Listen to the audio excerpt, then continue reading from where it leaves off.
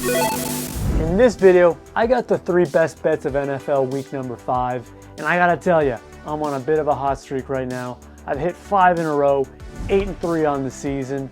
Let's keep streaking, let's keep racking up these W's. Here's my first bet.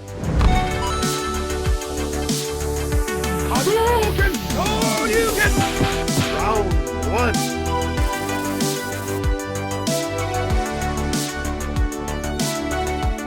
The grind never stops, ever.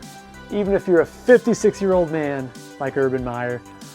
Look, there's a lot of different ways we can go with this one, but to me, above everything else, Urban Meyer looks like a defeated man right about now. The Jags are 0-4, and Meyer, he's not used to taking L's like the rest of us. In his entire coaching career, he's only had 2 other seasons where his team lost 4 games all season long. I mean, you can see the despair in his face, you can hear in his voice when he addressed the incident on Monday in a press conference. Yes, this is a distraction, and a big one at that. On Monday, the same day of that press conference, Meyer also canceled the team meeting. I mean, what else is there to say besides Tennessee by 100? And I know the Titans lost last week to a bad Jets team, maybe the only team as bad as the Jags, but that week was an anomaly. Tennessee was without its starting wide receivers and still put up 430 yards of offense. They're rolling to a big victory against Jacksonville. And Urban, this horror movie that is the NFL, I'm sorry my man, but it's not over yet. Not even close. Round 2. I rarely ever bet double-digit spreads, but this is an exception to the rule, mostly because I've personally seen how crappy this Dolphins team is. Unfortunately, I am a Dolphins fan. I know what you're thinking at home. Does this guy hate himself? Yes, I hate myself, and I hate the Dolphins. And I've seen a lot of sorry Dolphins teams over the years, but this team is right up there with them.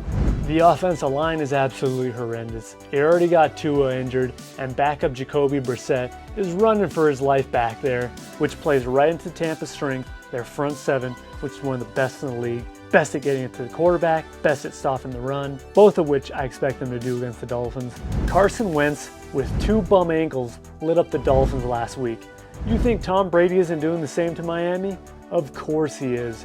Brady is going to choose violence, and he's going to run away with this game by halftime. Give me the Bucs, give me the points. This game ain't going to be close whatsoever. This is the classic great defense versus great offense game, and call me old school, but I still think more times than not, a great defense wins the matchup. And this Browns team, they can absolutely fly on the defensive side of the football. After 4 weeks, here's where they rank in several defensive categories. Total yards allowed, points allowed, sacks. I think Cleveland's D is going to give the Bolts a lot of trouble. And not only that, I don't even think Los Angeles is going to have that many scoring opportunities to begin with. I mean, the Browns' run game is just as good as their defense. They're ranked number 1 in rushing yards so far. And you know run-heavy teams, they control the time of possession. I'm loving this old school team that the Browns have assembled, though Baker Mayfield is still pretty mid, which will be exposed eventually by an elite team.